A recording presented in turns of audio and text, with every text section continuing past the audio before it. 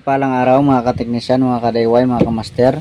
Meron po tayo ditong repair na LED TV, LG po ito. So ito po ang kanyang model.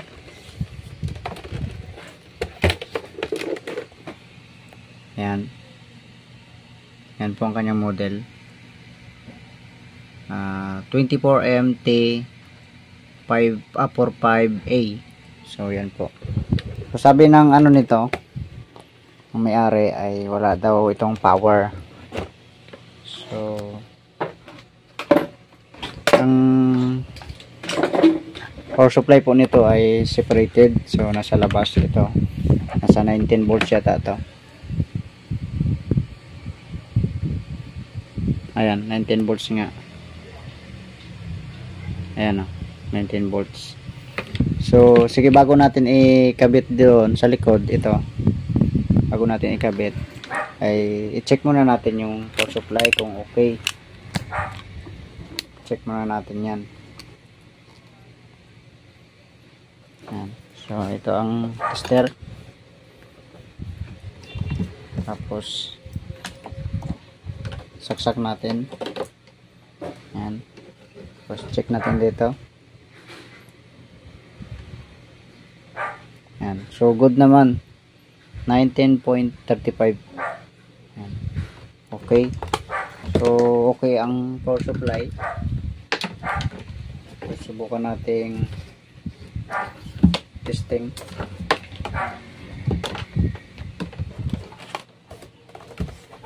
Dito. Sa likod. Yan. Yan. So wala nga.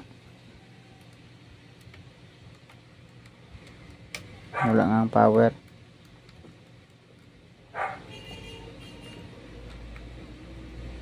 So, okay. Samahan nyo po ako. Buksan po natin ito. Okay, yan na po ang kanyang board.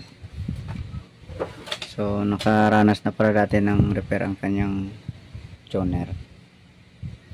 Okay, so una natin gagawin dyan ay kapag walang power, so may mga dahilan talaga yan.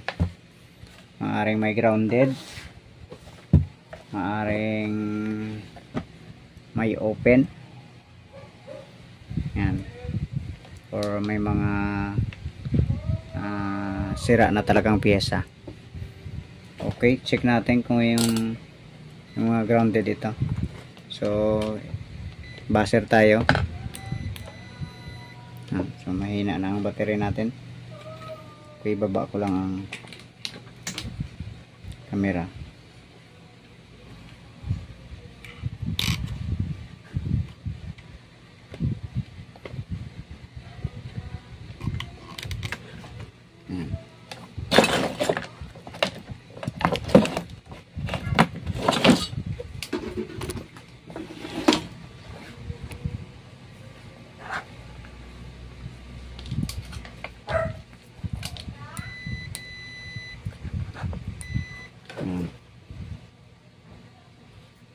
So wala.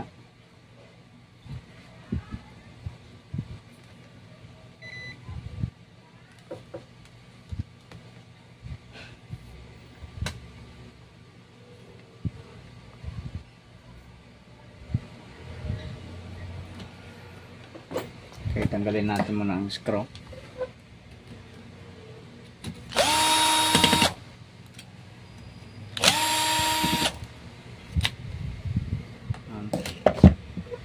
Tapos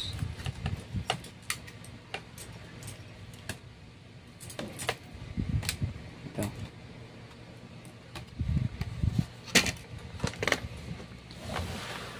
Maganda kasing matanggal natin para okay. So, parang wala namang grounded.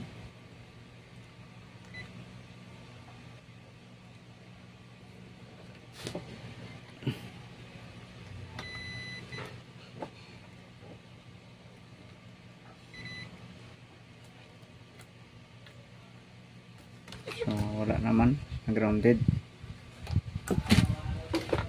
Okay, so next natin gagawin, saksak natin ang supply niya.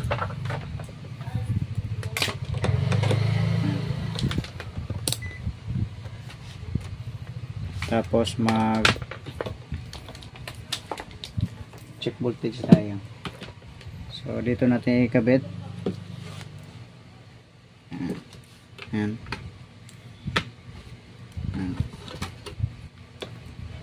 Tapos check tayo dito. Ayan. So mayroon namang 19 volts tumatagos naman. Ayan. So ground lang tayo dito. Tapos mag-check tayo ng mga voltahe dito sa ano niya. Ayan dito. So meron naman 19. Tapos ito ang memory niya. So walang supply sa memory. Ayun, meron naman. May supply naman. Tapos dito tayo sa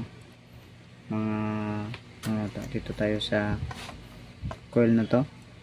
19 volts. Dito sa ibang mga coil 3.3, 12 volts,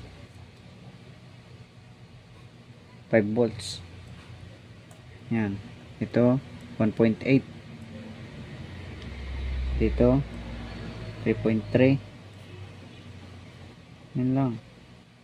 Parang kompleto naman sa voltahe ito.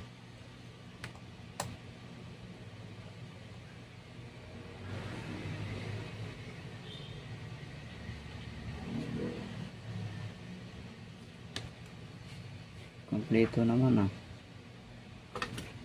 Okay. Ikabit natin ang indicator light. Baka pundi na rin lang dito ang ano. Sa bagay napindot natin kanina eh. Salpak natin dito. Ayun, parang may sira dito sa loob. Kaya bunutin ko muna.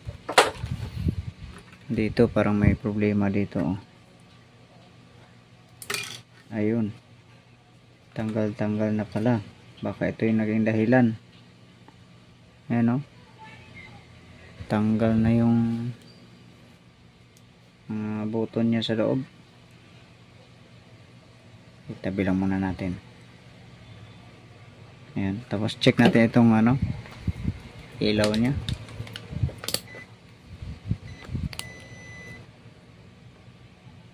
Ayan, may ilaw naman. Ayan. Okay. Sige. Salpak natin. Tapos saksak natin. Ayun, ilaw nag-on. May check voltage tayo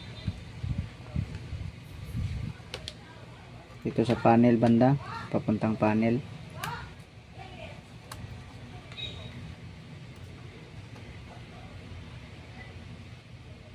Yun, wala. Hindi walang voltahe.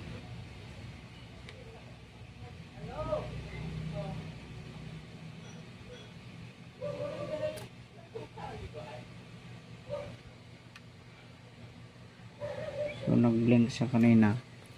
Okay, kabit nga natin itong ano.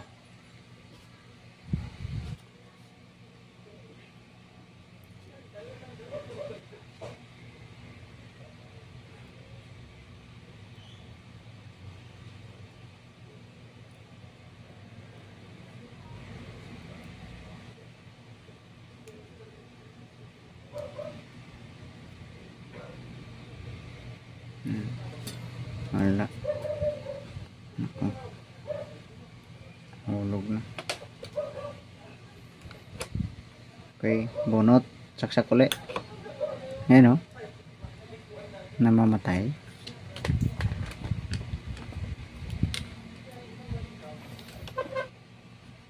Patay tayo dyan. Mainit naman ang ano. Normal lang man ang init ng IC.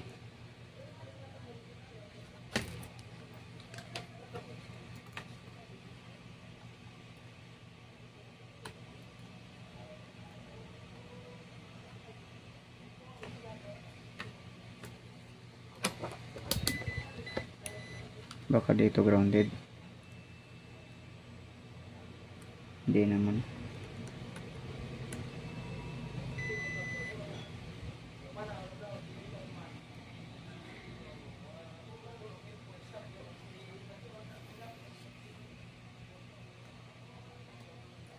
Okay, i-troubleshoot ko muna to. Okay, so sinubukan po natin i-resolder itong mga IC na to. Itong memory. Yan, mga IC na yan na pwedeng kayang i-resolder ng iron. So, tapos tinesting natin. So, wala pa rin nangyari. At halos kumpleto naman ang mga voltahe. So, nakita nyo naman kanina na pag sinaksak natin, ilaw lang. Tapos kahit pindutin ko dito ng tinusok ko ng tweezer, so wala talagang response. At pag sinukat dito, walang lumalabas na voltahe. So mahirap din nito, hanap ng piyesa ng mga chips nito. At wala rin akong kaparehas nito. Kaya ang gagawin na lang natin, ito na lang ang final nating pag-asa. Na i-resolder lang natin ito, sana ay ulian pa. Okay, sige, i-resolder muna natin.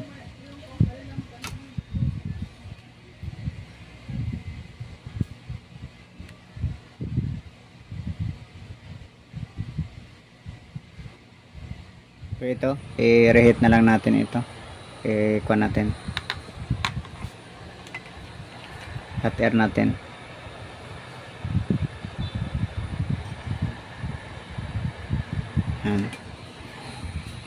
So, sana mabuhay pa natin to.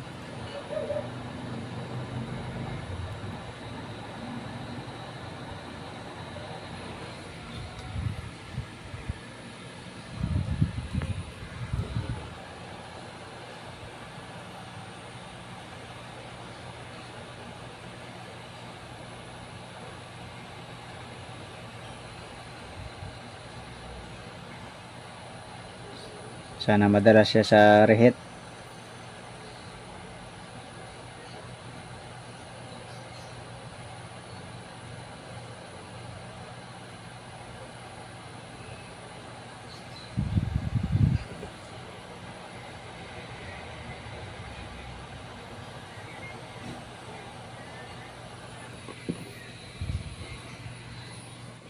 Okay.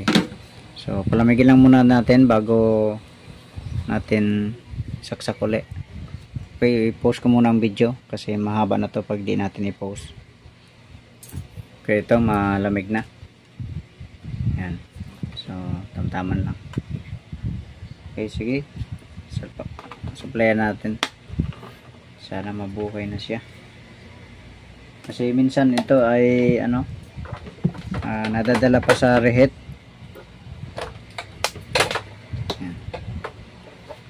Okay, saksak natin. Ayun. Nagbalik ang standby. Nag-steady na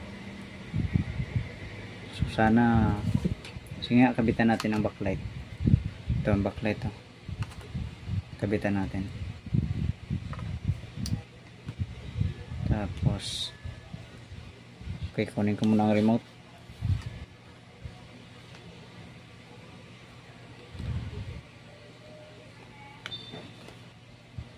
Okay, ito ang remote. Yan. Okay, pindutin natin power. Yung nag-blink. Yun, umilaw na ang backlight.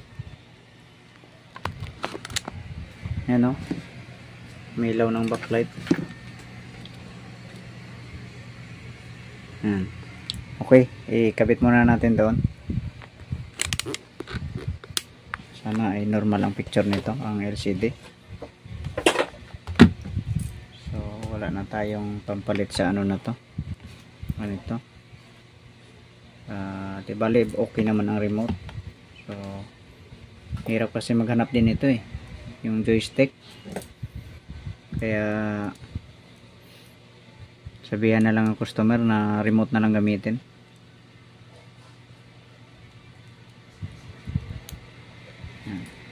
Okay. Balik natin dito.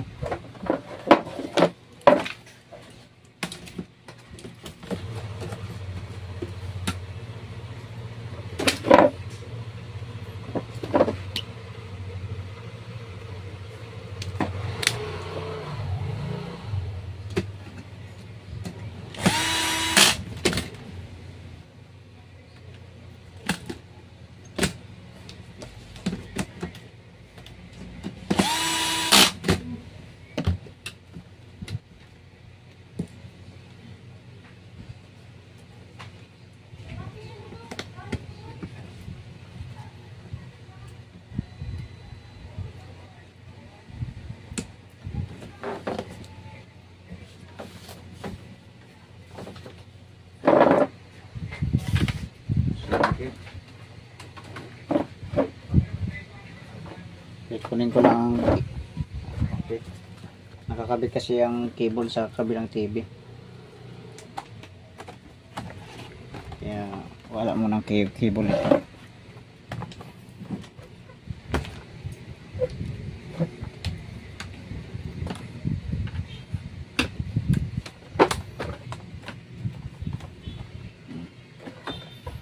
Okay, saksak natin. Yun, nagpalsing na. Ayun. Praise God. Thank you Lord. Kahit pa paano nag-open. So ang gagawin natin dito, palamigin muna natin siya.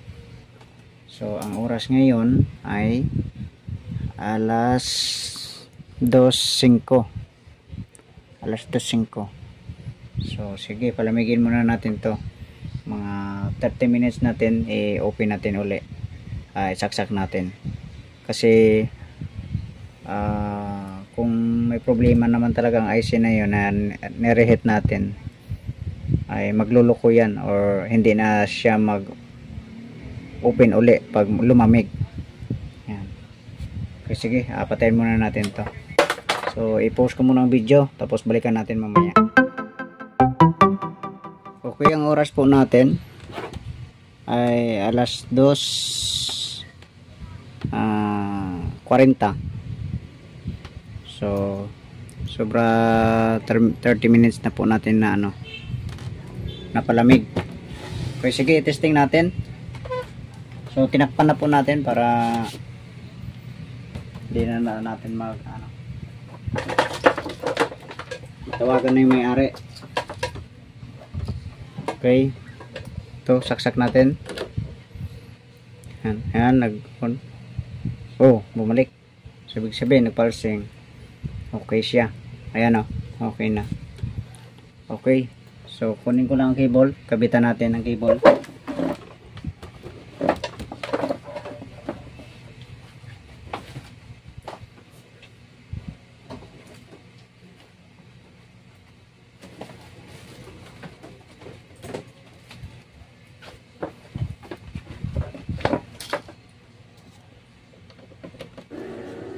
Ayan.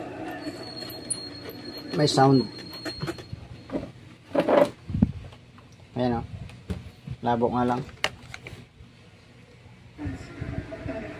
Ayan.